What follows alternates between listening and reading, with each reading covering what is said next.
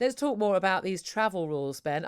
I'm pretty sure you'll agree with me, being a travel editor, that the right to travel abroad is a fundamental human right.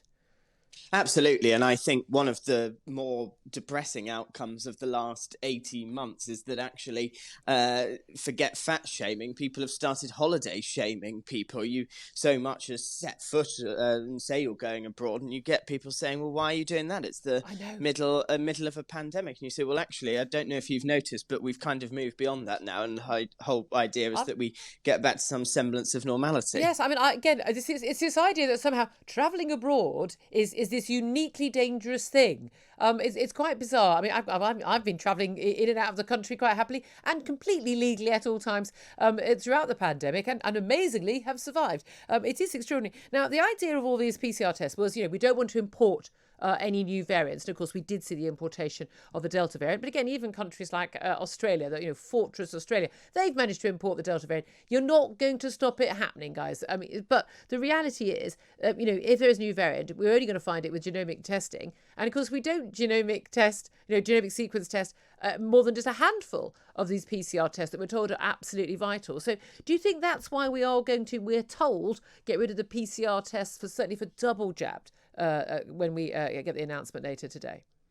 Well, I very much hope so. I think one of the most galling things, as you just mentioned, was that actually I think people abstractly didn't really care if they had to take tests, and they accepted that they had to pay for them, that they wouldn't get them free.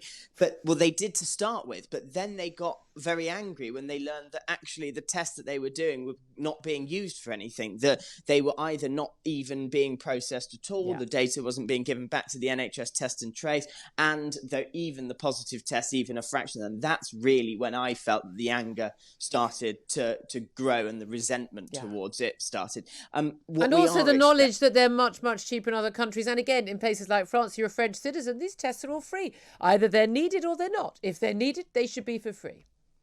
Well, absolutely. And I've said before on this programme that I most days walk past a pop-up testing site, and at best I've ever seen about 2 or 3 people there. That was at the height of the sort of second wave in January. Now I walk past and it's, even the volunteers standing there, or I don't know if they're paid, look absolutely bored out of their minds. So the whole thing, in that sense, we should have really said to people, you can use from green countries, you only need to take a free lateral flow test. If you have been to an amber country, please come and do a NHS PCR test, because they have all the capacity there to do it that's not being used. That never happened.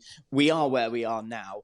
What we know is that it's going to be scrapped for double jab people. What we don't know, and I'm hearing slightly conflicting reports, is whether the lateral flow test will be free. Now, if the government come out and say you actually need to go and take private lateral flow tests, then I think we've reached the point of lunacy, because I've got 3 of those boxes of NHS lateral flow tests and don't know what to do with them. By the way, everybody, they're not free. Guess who's paid for them? Our taxes. Everyone I know has got boxes of those things from their kids' schools or from the office. They've all had to be paid for. It's absolutely insane. But this is the thing. Even if you are paying for lateral flow tests coming from abroad, in most certainly European destinations, you're looking at paying a max of 30 euros for them. So it's not breaking the bank. But again, you've got 2 or 3 kids. It's bigger extra expense. But the key thing here is it's going to be a simplified traffic list system, so red or green. A lot of those red countries are going to, we're told, go onto the green list. And basically, if you are double jabbed, you're going to get a lot more freedom, and it's going to be a lot cheaper to travel than if you're not double jabbed. Is this going to bring us into line more with what the rest of Europe is doing? Yes, I think it is largely. We were miles behind with this bizarre requirement for the day 2 PCR test. No other country really, the odd Caribbean resorts and so on use that, but realistically, major countries, none of them have those such draconian measures.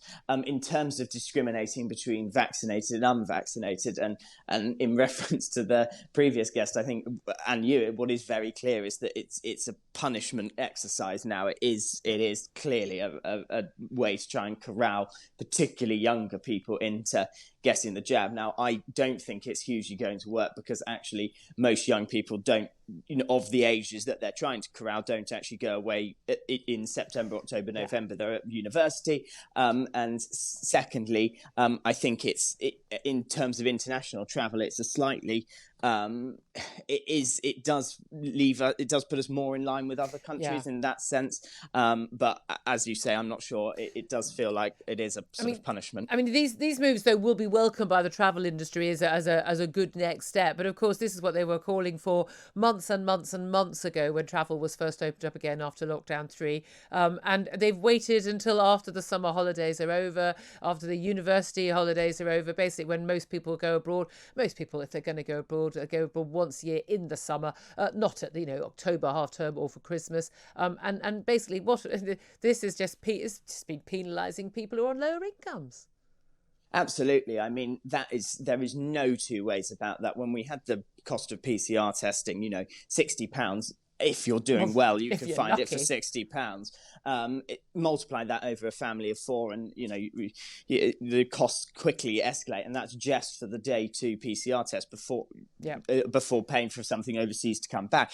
Yes, it's understandable that people in the travel industry will welcome this announcement, but with a sort of tinge of sadness, as you say, that it's come so late in the day, that really they've had 2 lost summers now. Absolutely. And for a lot of businesses, there's an awful problem with cash flow and revenues. Yeah, absolutely. I mean, and lost Christmas as well. I mean, it's absolutely devastating for them. Ben Clatworthy, Assistant Travel Editor at the Times, thank you very much.